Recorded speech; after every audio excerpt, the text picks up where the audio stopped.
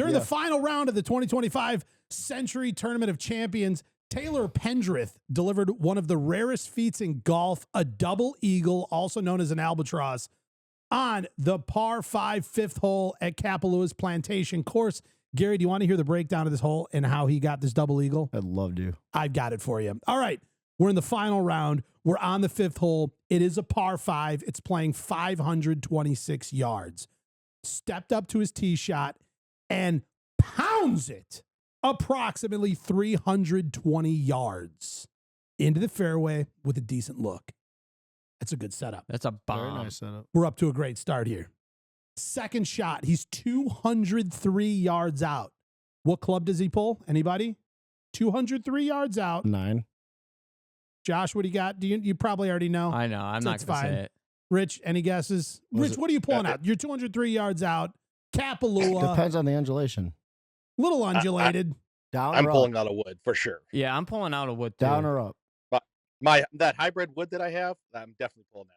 You're hitting like the hybrid wood. You're hitting a hybrid of sorts. Okay. I think that one hybrid you gave me, I think. That like 2 hybrid? No, it's a 1. A 1 hybrid? It's a 1 All right, hybrid. John Daly. 1 hybrid. It's lefty. You don't. It doesn't care. hit. Oh, yeah. It's weird. I don't know. It says 1 on there and it looks like a hybrid. So Yeah, and that club either goes like 260 or 104. or 4 Directly feet. right.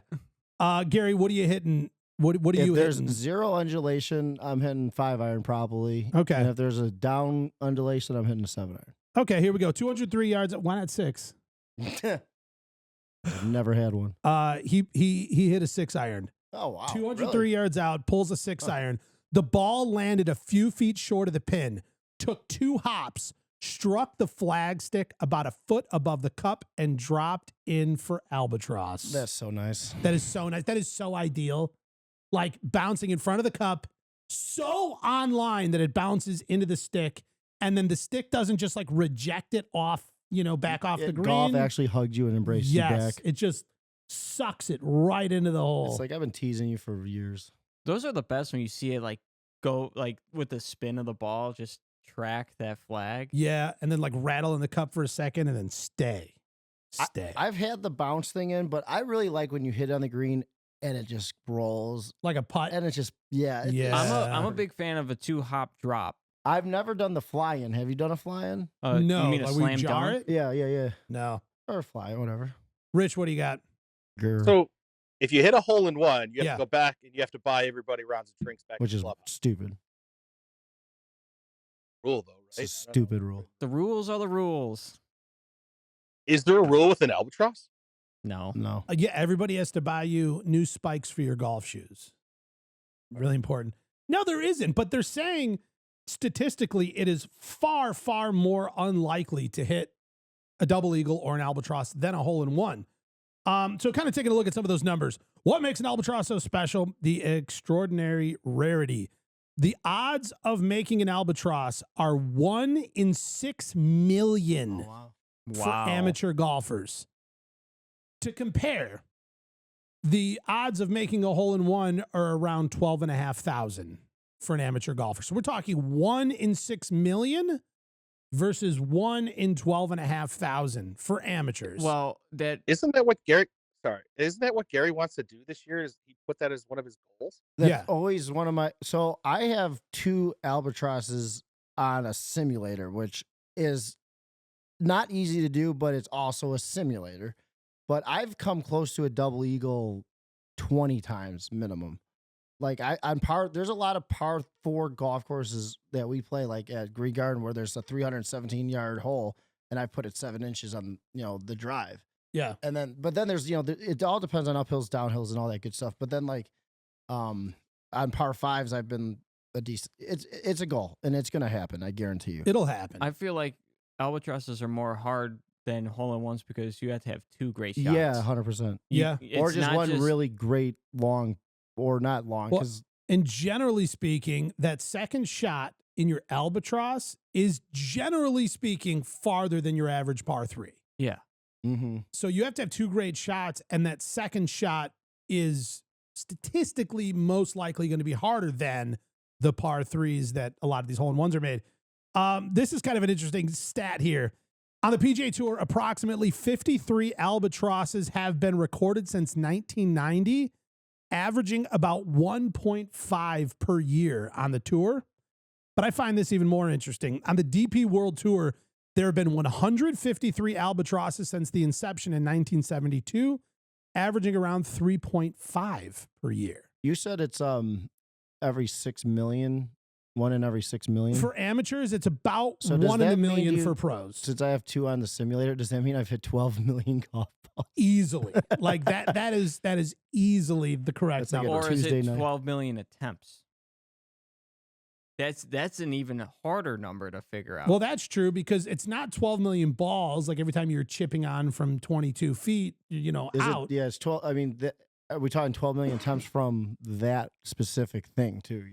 I don't know. Whatever. Moving on.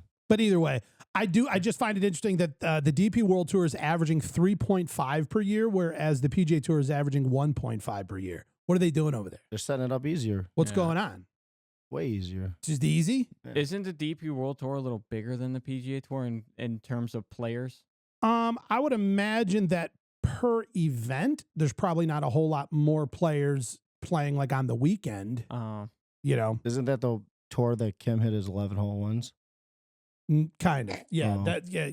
Kim Jong-il. Il. Or is that what it was? Kim Yeah. Jong-un. Yeah. All right. So here's a Il. question, Gary. Il. Because again, I really want to focus on you because this is something you've thought a lot about. Albatross. What is the ratio of luck versus skill? Ooh.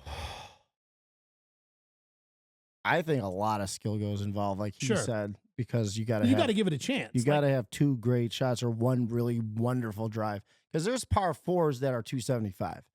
And it would be cool to get one there. And yes, it would be a hole one. Yes, it would be an albatross. But getting one on a par 4 that's over 300 yards would be really cool. What is the dream albatross? Like Oh, par 4 hole one. par 4 hole in Yeah, one. I'd much rather have that than a 2 on a And 5. over 300 makes it. Because you get a like- double whammy. You get a double albatross Yeah. and a hole one.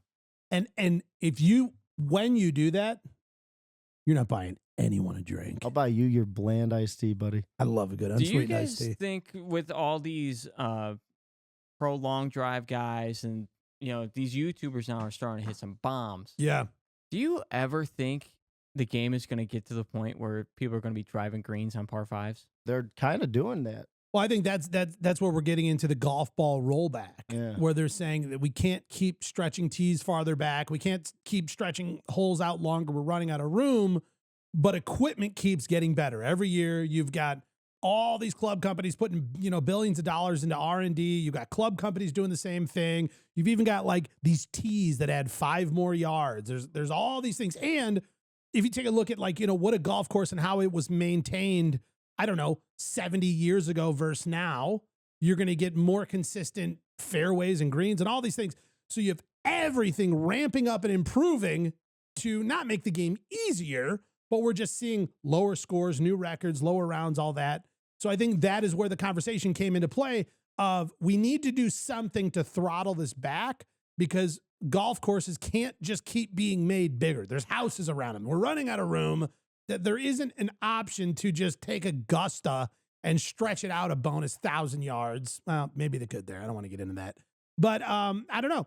And I am very against the golf ball rollback because I don't feel like you go out to the local courses around here and we're seeing that issue where dudes are bombing the green on par 5s and albatrossing everything. So I think it is a tour player issue only. And so the fact that potentially we all might have to adapt to it doesn't make any sense to me. But that does play into your point of, are we going to start seeing this in the future? And I think that's what these rule makers are attempting to mitigate because they sure seem to think so. Do you think they'll ever cap it at some point? Which part? Talking about clubs and balls, to figure out why or maybe reduce it. That's the rollback. They're trying to make a reduced flight golf ball.